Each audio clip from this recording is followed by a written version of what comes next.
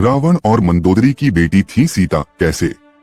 जानिए इस कहानी के माध्यम से। इससे पहले वीडियो को लाइक करके चैनल को सब्सक्राइब कर देना। तो चलिए कहानी को शुरू करते हैं। वैशाख महीने की शुक्ल पक्ष की नवमी तिथि को श्री राम वल्लभा देवी मां सीता का प्रकाट्य हुआ था। इसलिए इस तिथि को जानकी नवमी और सीता नवमी के नाम से जाना जाता है। हर 10 मई को मां सीता को मां लक्ष्मी का भूमि अवतार माना जाता है। भूमि से उत्पन्न होने के कारण उन्हें भूमात्मजा और राजा जनक की पुत्री होने से उन्हें जानकी भी कहा जाता है। आज उनके प्राकट्य दिवस के अवसर पर उनके जन्म से जुड़ी उन पौराणिक कथाओं पर बात करते हैं जो अपने आप में कई रहस्यों से भरी है। मां सीता के बारे में वाल्मीकि रामायण और कई अन्य ग्रंथों में जो उल्लेख मिलता है, उसके अनुसार मिथिला के राजा विदेहराज जनक के राज में कई वर्षों से वर्षा नहीं हो रही थी।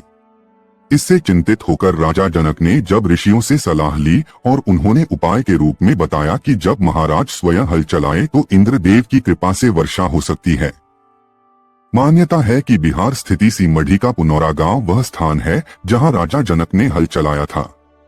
हल चलाते समय हल एक धातु से टकराकर अटक गया। तब जनक ने उस स्थान की खुदाई का आदेश दिया। कहा जाता है कि उस स्थान से एक कलश निकला जिसमें एक सुंदर सी कन्या थी। चूंकि राजा जनक निसंतान थे, उन्होंने कन्या को ईश्वर की कृपा मानकर पुत्री बना लिया। हल का फल जिसे सीत कहते हैं, उससे टकराने के कारण कलश से कन्या प्रकट हुई थी, इसलिए कन्या का नाम सीता रखा गया। इस घटना से इतना तो पता चलता है कि मां सीता राजा जनक की अपनी पुत्री नहीं थी।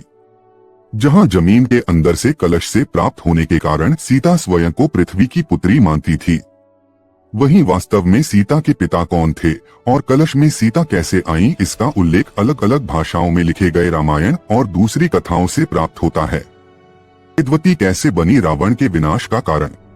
जहां एक प्रसंग के अनुसार मिथिला नरेश जनक ने धरती से प्राप्त सीता को अपनी पुत्री मानकर पालन पोषण किया और स्वयंवर के जरिए वह श्री राम की अर्धांगिनी बनी। वहीं अद्भुत रामायण में सीता को रावण और मंदोदरी की बेटी बताया गया है। रावण के अपने विनाश के बीज भी तार्किक रूप से इन्हीं कथाओं में गुथे गए हैं। अद्भुत रामायण की इस घटना से पहले जो कथा जुड़ती है वह है वेदवती की। दरअसल ब्रह्मवैवर्त पुराण में यह कथा आती है, जहां से रावण के अंत की कथा भी जुड़ती है। कहते हैं रावण के अंत के पीछे सबसे बड़ी वजह बनी भगवान विष्णु की उपासक वेदवती। मां सीता इन्हीं वेदवती का पुनर्जन्म थी। वेदवती के बारे में कहा जाता है कि वह बेहद सुंदर, सुशील और धार्मिक कन्या थी।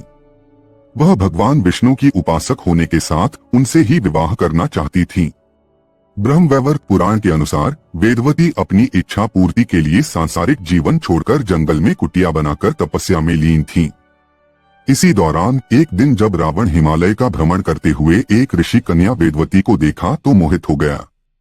वह कन्या के निकट गया और अभी तक उसके अविवाहित रहने का कारण पूछा। तब वेदवती ने बताया कि उसके पिता उसका विवाह विष्णु से करना चाहते थे, परंतु एक राक्षस के मुझ पर मोहित होने के कारण उसने मेरे पिता का वध कर दिया। पति के वियोग में माता का भी देहावसान हो गया। पिता की मृत्यु का बदला लेने के लिए ही उन्होंने तपस्या का मार्ग अपनाया। रावण ने शुरू में वेदवती को बहकाने की कोशिश की, परंतु उसके नहीं मानने पर उसने वेदवती के केश पकड़ लिए। तब कहा जाता है कि वेदवती ने रावण के द्वारा पकड़े गए बालों को काट दिया और दौड़ते हुए अग्नि कुंड में कूदकर अपनी जान दे दी। मगर मरने से पहले उन्होंने रावण को श्राप दिया कि वो खुद रावण की पुत्री के रूप में जन्म लेकर उसकी मृत्यु का कारण बनेंगी। वही वेदवती अगले जन्म में एक कन्या के रूप में जन्मी और रावण के विनाश का कारण बनी। अद्भुत रामायण में ही उल्लेख है, रावण कहता है कि जब मैं भूलवश अपनी पुत्री से प्रणय की इच्छा करूं तब वही मेरी मृत्यु का कारण बने। अद्भुत रामायण के प्रसंग के अनुसार ही दंडकारण्य में गृत्समद नाम का एक ब्राह्मण था जो मां लक्ष्मी को पुत्री रूप में पाने की कामना से प्रतिदिन एक कलश में कुश के अग्रभाग से मंत्रोच्चारण के साथ दूध की बूंदें समर्पित करता था। कहते हैं उस समय देवासुरों के बीच संग्राम चलता रहता था।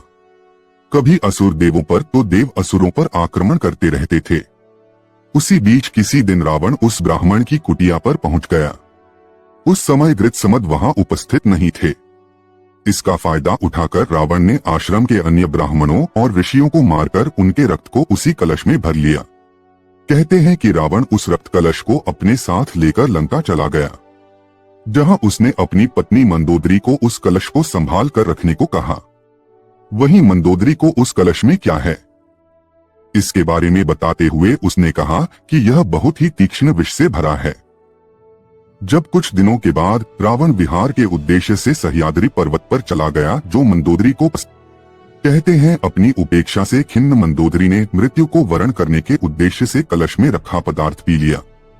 वहीं देवी लक्ष्मी को पुत्री के रूप में प्राप्त करने के लिए मंत्रोच्चारित दूध का ऐसा प्रभाव पड़ा कि मंदोदरी गर्भवती हो गई। तत्पश्चात मंदोदरी ने सोचा कि जब मेरे पति मेरे पास नहीं है, ऐसे में जब उन्हें इस बात का पता चलेगा तो वह क्या सोचेंगे। यही सब सोचते हुए मंदोदरी तीर्थ यात्रा के बहाने कुरुक्षेत्र चली गई। कहा जाता है कि वहीं पर उसने गर्भ को निकालकर भ्रूण को एक घड़े में रखकर भूमि में दफन कर दिया और सरस्वती नदी में स्नान कर वह वापस लंका लौट गई। कहते हैं कि कालांतर में इसी भ्रूण से सीता का जन्म हुआ। मान्यता है कि वही घड़ा हल चलाते वक्त मिथिला के राजा जनक को मिला था, जिसमें से सीता जी प्रकट हुई थी।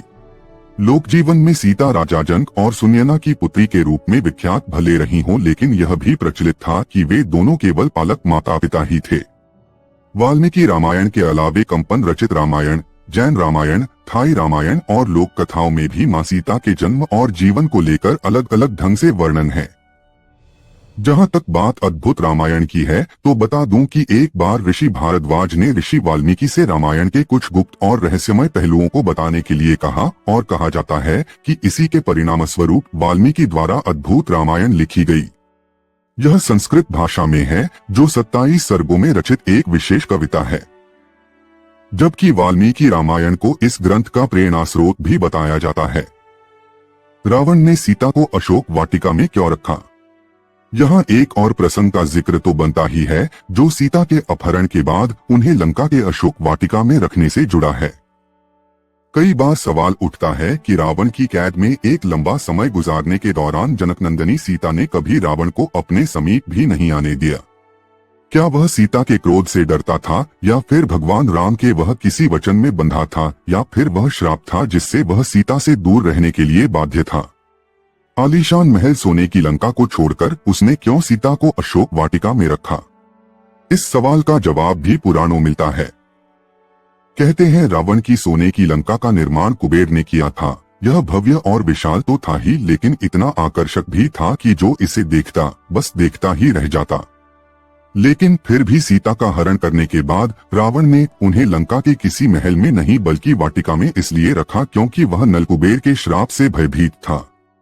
इस श्राप से जुड़ा जो प्रसंग है उसके अनुसार स्वर्ग की खूबसूरत अप्सरा रंभा कुबेर के पुत्र नलकुबेर से मिलने धरती पर आई थी, और कहते हैं कि जब रावण की दृष्टि रंभा पर पड़ी तो वह उसके सौंदर्य पर मुग्ध हो गया। रंभा ने उसे कहा भी कि वह नलकुबेर की होने वाली पत्नी है, लेकिन फिर भी रावण ने उनका सम्मान नहीं किया और रंभा के साथ दुर्व्यवहार किया। जब इस बात की खबर नलकुबेर को मिली तो उसने रावण को श्राप दे दिया कि जब भी वह कभी किसी स्त्री को बिना उसकी स्वीकृति के छुएगा या फिर अपने महल में जबरदस्ती रखने की कोशिश करेगा तो वह उसी क्षण भस्म हो जाएगा। कहते हैं कि इसी श्राप की वजह से रावण ने बिना सीता की स्वीकृति के ना तो उन्हें स्पर्श किया और ना ही उन्हें अपने महल में रखा।